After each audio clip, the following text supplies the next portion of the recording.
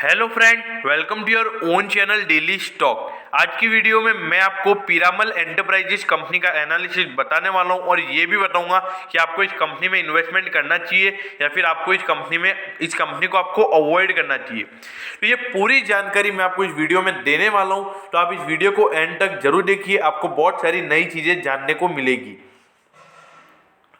और दोस्तों, मेरे चैनल के ऊपर आपको लगभग हर शेयर का एनालिसिस आपको मिलेगा। अगर किसी शेयर का एनालिसिस हमने अभी तक नहीं डाला है तो आप कमेंट सेक्शन में बता सकते हो, हम उसके रिगार्डिंग भी एनालिसिस लेकर आ जाएंगे। हम रोज 2 कंपनियों का एनालिसिस लेकर आते हैं, तो इसीलिए आप हमारे चैनल को सब्सक्राइब कर दीजिए, क्योंकि हम जो भी नए शेयर का एनालिसिस आपके लिए लेकर आएंगे उसको आप मिस नहीं कर पाओगे और आपको लगभग हर कंपनी के बारे में नॉलेज भी रहेगा और आपको पता भी पड़ेगा कि इसमें इन्वेस्टमेंट करना चाहिए या नहीं। तो अगर आपको हमारा कंटेंट बढ़िया लगे तो आप हमारे चैनल को सब्सक्राइब कर सकते हैं। तो देखिए, सबसे पहले हम ये जानते हैं कि पीरामल एंटरप्राइजेस कंपनी क्या काम करती है। देखिए, पीरामल एंटरप्राइजेस कंपनी का एक थोड़ा यूनिक काम है। मतलब देखिए, ये एक पहली बात तो ये है कि एक फार्मास्यूटिकल कंपनी है। मतलब ये फार्मास्यूटिकल्स मतलब ये जो फार्मास के जो प्रोडक्ट्स होते हैं उसको ये बनाती है। मतलब जो दवाइयों के प्रोडक्ट्स होते हैं वो कंपनी बनाती है। लेकिन उसके अलावा इसकी 2-3 सब्सिडियरीज हैं जो कि research and development, financial services and information management, मतलब ये एक एनबीएफसी फर्म भी है। मतलब इसकी जो सब्सिडरीज कंपनी है ये एक पेरेंट कंपनी है। पीरामल एंटरप्राइजेज एक पेरेंट कंपनी है। इसके अंडर में सब्सिडरीज भी है जिसमें कि एक फाइनेंशियल सर्विसेज भी प्रोवाइड करवाता है और इंफॉर्मेशन मैनेजमेंट भी ये प्रोवाइड करवाता है। देखिए, इसको एक तरीके से एक एनबीएफसी फर्म भी बोला जाता है और कुछ लोग इसको एनबीएफसी फर्म ही बोलते हैं क्योंकि ये फाइनेंशियल सर्विसेज प्रोवाइड करवाता है। तो देखिए, ये तो हमने कंपनी के बारे में तो जान लिया कि कंपनी फार्मास्यूटिकल कंपनी भी है और फाइनेंशियल सर्विसेज भी प्रोवाइड करवाती है। लेकिन अब हमको कंपनी के डेटा को देखना पड़ेगा कि क्या कंपनी में इन्वेस्टमेंट करने के लिए क्या कंपनी एक सूटेबल है, फंडामेंटली कंपनी सूटेबल है लॉन्ग टर्म इन्वेस्टमेंट के लिए, हमको वो देखना पड़ेगा। तो आप ये देखिए, कंपनी का पीई रेशियो 1213.06 का कंपनी का पीई रेशियो निकल कर आता है, जबकि अगर आप सेक्टर का पीई देखेंगे तो वो सिर्फ 26.91 निकल कर आता है।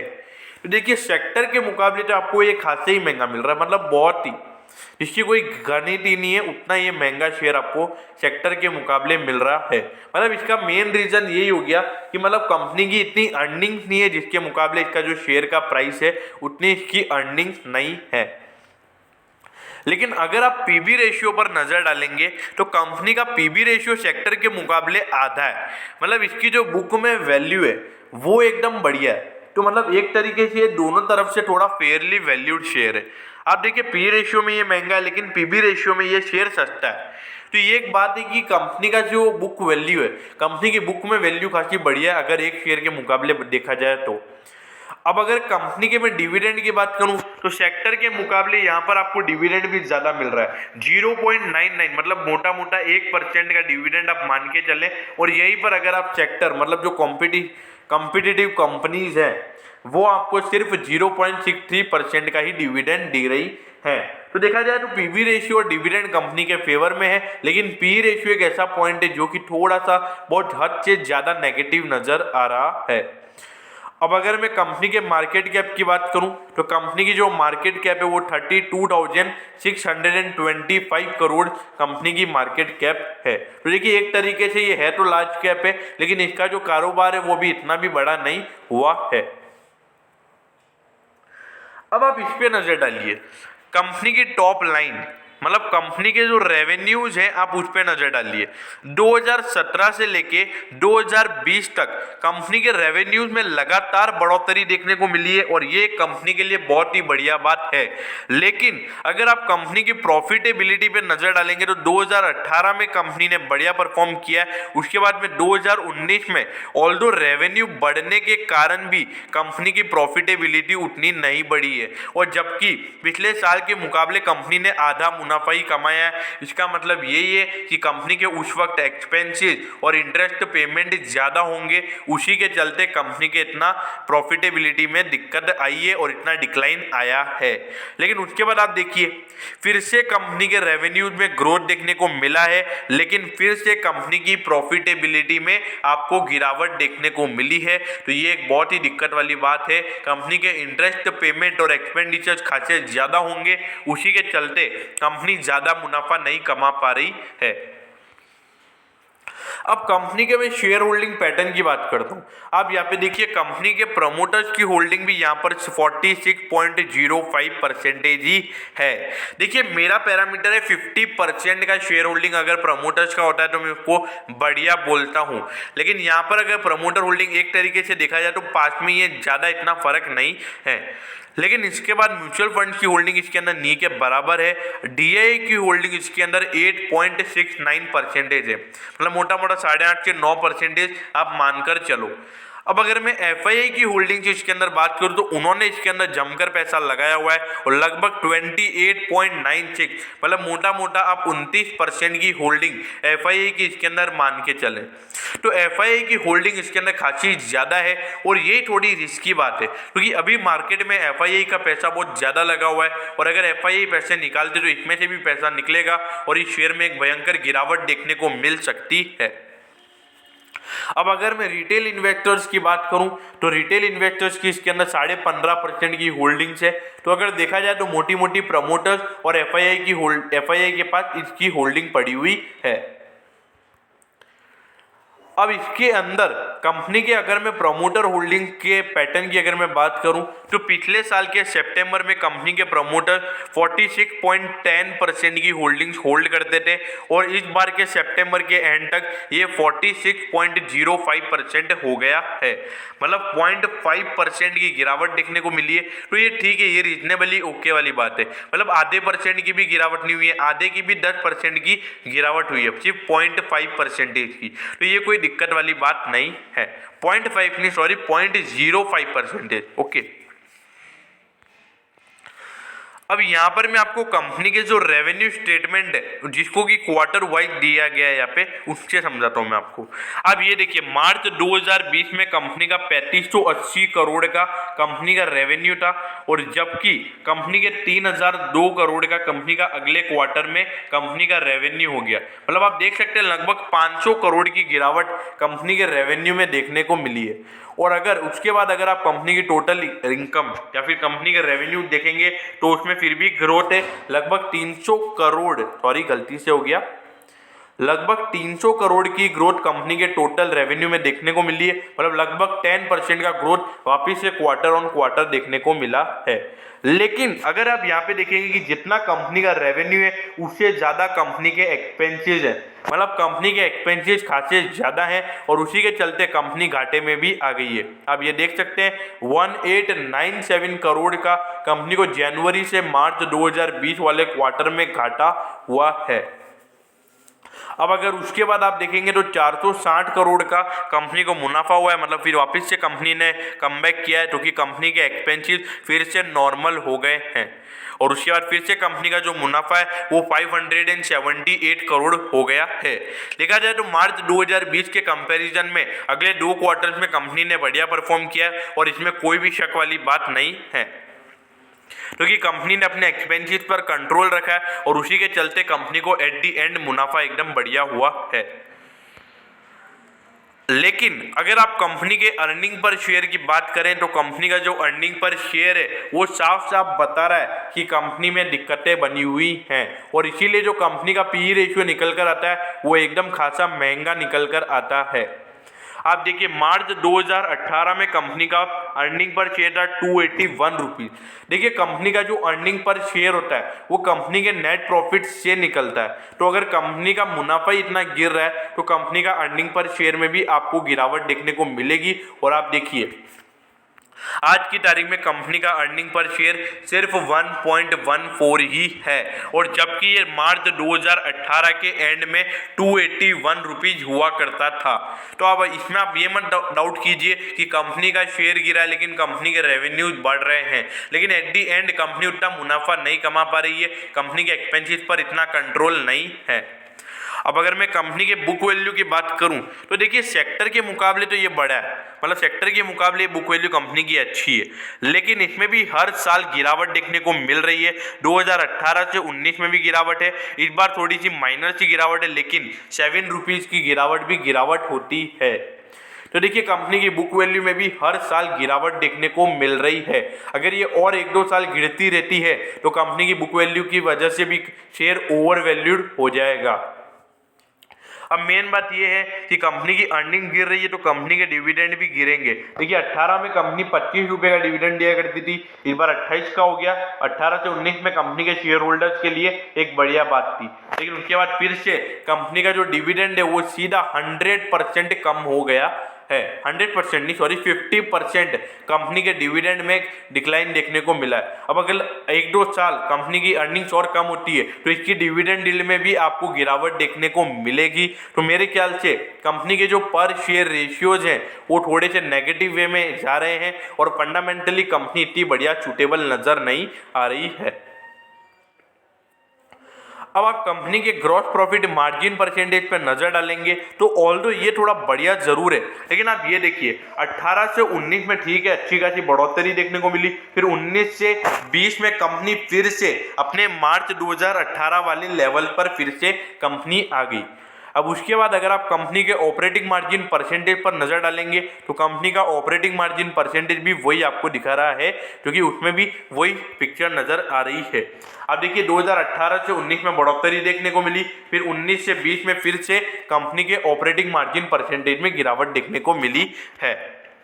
अब आप ये देखिए 18 से 19 में इतनी भयंकर गिरावट कंपनी के नेट प्रॉफिट मार्जिन परसेंटेज में देखने को मिली है, जबकि अगर आप कंपनी के ऑपरेटिंग मार्जिन परसेंटेज को देखोगे तो 57% ये है, और ये यहाँ पर सिर्फ 9.5% ही है। मतलब जो कंपनी के एक्सपेंसेस और कंपनी का जो इंटरेस्ट पेमेंट है वो खासा ही ज्यादा है, और इस बार तो हद ही हो गई है, कंपनी घाटे में आ गई है। मतलब हर 100 रुपए की सेल्स के ऊपर एक्सपेंसेस और इंटरेस्ट पेमेंट सब कटा के कंपनी के बाद एट दी एंड कंपनी 3.5 रुपए घाटे में आ गई है। तो कंपनी के लिए दिक्कतें बनी हुई है, कंपनी का परफॉर्मेंस थोड़ा सा वीक नजर आ रहा है। अब आप ये देखिए कंपनी का रिटर्न ऑन इक्विटी भी एकदम वीक यहाँ पर नजर आ रहा है, और वो वीक ही नजर आएगा, क्योंकि कंपनी का जो रिटर्न ऑन इक्विटी है वो कंपनी के नेट प्रॉफिट पे ऊपर डिपेंड होता है। अब आप ये देखिए मेरा पैरामीटर है 20% का रिटर्न ऑन इक्विटी वाली कंपनी मेरे लिए एकदम बढ़िया होती है, और उसके अंदर मैं बेझिझक इन्वेस्टमेंट करता हूँ। लेकिन यहाँ पर 18 में ये ठीक है थोड़ा अच्छा लग रहा था, क्योंकि 20% के जस्ट करीब था, लेकिन वहां से ये 13% की गिरावट, और यहाँ से फिर से 6% की कंपनी के रिटर्न ऑन इक्विटी में गिरावट देखने को मिली है। और कंपनी का रिटर्न ऑन इक्विटी बेझिझक ये बोल रहा है कि थोड़ा सा डेयरिंग गेम चल रहा है यहाँ पर, इसमें इन्वेस्टमेंट करना बहुत रिस्की हो सकता है। लेकिन अगर मैं कंपनी के आरओसी की बात करूं तो आप ये देखेंगे कि कंपनी का आरओसी 18 के मुकाबले 19 में दोनों साल ही बढ़ा है, लेकिन इसके पीछे ये रीजन है क्योंकि आरओसी में इंटरेस्ट पेमेंट और टैक्स पेमेंट इंक्लूड नहीं होता है, जबकि रिटर्न ऑन इक्विटी में इंटरेस्ट भी इंक्लूड होता है और टैक्स पेमेंट भी इंक्लूड होता है। तो इसीलिए ये एक दिक्कत वाली बात है, आप आरओसी के डिपेंडेंस के ऊपर इसमें इन्वेस्टमेंट नहीं कर सकते। वैसे आरओसी भी मैं मिनिमम 20% प्रीफर करता हूं, और वो भी यहाँ पर मैच नहीं हो रहा है। अब उसके बाद अगर आप कंपनी के रिटर्न ऑन एसेट परसेंटेज को देखेंगे तो कंपनी का रिटर्न ऑन एसेट परसेंटेज भी हर साल गिर रहा है, और इस बार तो ये सीधा 0.03% हो गया है। देखिए जो कंपनी के रिटर्न रेशियोज हैं वो नेट प्रॉफिट के ऊपर डिपेंड होते हैं। तो कंपनी के जो नेट प्रॉफिट मतलब जो रिटर्न ऑन इक्विटी है वो नेट प्रॉफिट पे डिपेंड होता है, और एसेट भी नेट प्रॉफिट पे डिपेंड होता है, और आरओसी में इंटरेस्ट पेमेंट और जो टैक्स पेमेंट होता है वो इंक्लूड नहीं होता है। तो इसीलिए ये आपको बढ़िया लग रहे हैं और ये अच्छे नहीं लग रहे, लेकिन ये हमको ये ज़्यादा फोकस करना चाहिए, हमको इस पे ज़्यादा ध्यान देना चाहिए, और इसके ऊपर ध्यान देखते हुए ऐसा लग रहा है इस कंपनी में इन्वेस्टमेंट करने के लिए 10 बार सोचना बनता है। अब रही बात कंपनी के लिक्विडिटी पोजीशन की, तो अगर आप कंपनी के करंट रेशियो पर नजर डालेंगे तो कंपनी का करंट रेशियो ऑल्दो पिछले साल के मुकाबले तो बढ़ा है, इसमें कोई भी दो राय वाली बात नहीं है। लेकिन इसमें भी एक दिक्कत वाली बात जरूर है, क्योंकि ये जो रेशियो है वो 1 से कम है, और अगर कंपनी का जो करंट रेशियो है वो अगर 1 से कम है तो कंपनी के लिए अंदर कैश इनफ्लो की भी दिक्कतें चल रही हैं। कंपनी के अंदर कैश इनफ्लो इतना बढ़िया नहीं हो रहा है, और अगर ये 1 से कम है तो कंपनी की जो करंट लाइबिलिटीज हैं उसको पे करने में भी कंपनी नाकामयाब हो सकती है। तो कंपनी की लिक्विडिटी पोजीशन पर भी एक क्वेश्चन उठता है, और कंपनी की लिक्विडिटी पोजीशन देखकर ऐसा लग रहा है कि धीरे धीरे थोड़ी दिक्कतें और बढ़ सकती है। और उसके बाद अगर मैं क्विक रेशियो की बात करूं तो कंपनी का क्विक रेशियो भी 1 से कम है। तो देखिए कंपनी की लिक्विडिटी पोजीशन खासी पुअर नजर आ रही है, और इसके लिए मेरे ख्याल से थोड़ा सा ये रिस्की भी नजर आ रही है।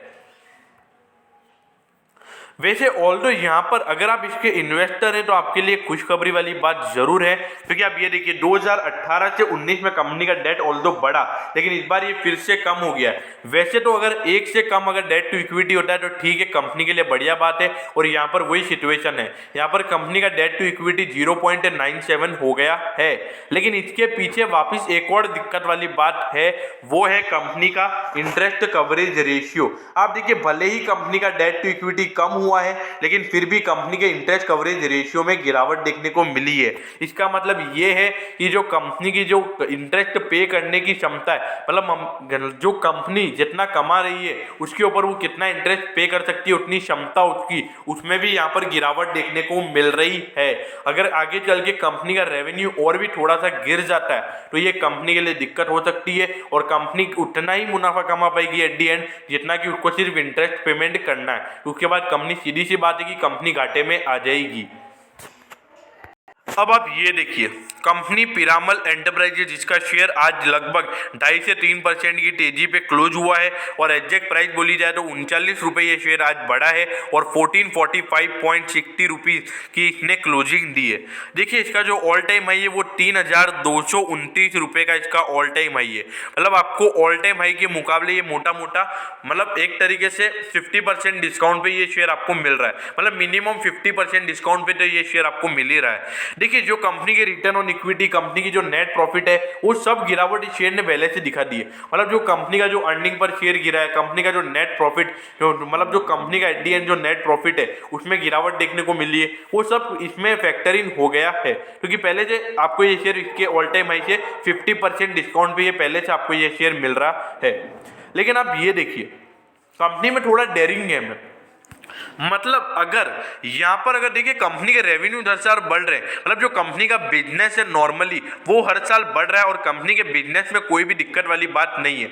लेकिन एट दी एंड जो कंपनी के इंटरेस्ट कवरेज रेशियो पे एक क्वेश्चन उठता है। मेन बात ये कि कंपनी की बुक वैल्यू में हर साल डिक्रीमेंट देखने को मिल रहा है, लेकिन इसके अंदर अगर पैसा कम मिलेगा तो एक ही शर्त पे मिलेगा। तो एक तो इसकी लिक्विडिटी पोजीशन, कंपनी की लिक्विडिटी पोजीशन इतनी बढ़िया नजर नहीं आ रही है, क्योंकि इस पर थोड़ा सा एक क्वेश्चन भी उठता है। ठीक है, इस साल क्या हो गया, इतना डेट कंपनी का कम नहीं हुआ है, लेकिन इक्विटी कंपनी की थोड़ी सी बढ़ गई है, तो उसी के कारण कंपनी का डेट टू इक्विटी कम निकल कर आ रहा है। लेकिन आप मेरी बात समझिए, इसका पिरामल एंटरप्राइजेज मेरे ख्याल से एक बार फैक्टर इन हो गया है, लेकिन ये भी अभी मार्केट के चल के थोड़ा सा बड़ा जरूर है। लेकिन मेरे ख्याल से लॉन्ग टर्म इन्वेस्टमेंट इस शेयर में नहीं बनता है। अगर आप इसको शॉर्ट टर्म इन्वेस्टमेंट के लिए प्रीफर करना चाहते हैं तो आपको आप वॉच लिस्ट में जरूर डाल सकते हैं। इसमें मैं लॉन्ग टर्म इन्वेस्टमेंट के लिए आपको बिल्कुल प्रेफरेंस नहीं दूंगा। इसमें आपको लॉन्ग टर्म इन्वेस्टमेंट नहीं करना चाहिए मेरे ख्याल से, क्योंकि यार ये शेयर थोड़ा सा अजीब सा लग रहा है, और फंडामेंटली हमको एक पक्का शेयर चाहिए जो कि कंपनी डूब नहीं सके, और यहाँ पर थोड़ा रिस्की लग रहा है। और ये इतना रिस्क, मतलब जो रिस्क शेयर होता है उसमें इन्वेस्टमेंट नहीं करना चाहिए, वही बेहतर है मेरे ख्याल से। ये शॉर्ट टर्म इन्वेस्टमेंट आप इसमें कर सकते हो, क्योंकि इसके अंदर वॉलेटिलिटी खासी ज़्यादा रहती है, और आपको ये शेयर 1-2 हफ्ते के अंदर 100-150 रुपए का मूवमेंट भी ये दे सकता है, क्योंकि इसके अंदर वॉलेटिलिटी खासी ज़्यादा रहती है। तो मेरे ख्याल से आपको पीरामल एंटरप्राइजेज का शेयर एकदम अच्छे से समझ में आ गया होगा और जो मैंने एनालिसिस किया है वो आपको अच्छा लगा होगा। और अगर आपको एनालिसिस अच्छा लगा हो तो आप मेरे को कमेंट सेक्शन में जरूर बताएं कि आपको एनालिसिस बढ़िया लगा है। और अगर आप मेरे को कोई सजेशन भी देना चाहते हैं, मतलब मेरे इंप्रूवमेंट के लिए, तो आप उसके रिगार्डिंग भी कमेंट कर सकते हैं, मैं उसको भी सुधारने की कोशिश करूँगा। और अगर आपको वीडियो अच्छी लगी हो तो प्लीज़ आप वीडियो को लाइक करना और शेयर करना मत भूलिएगा। Okay, thank you.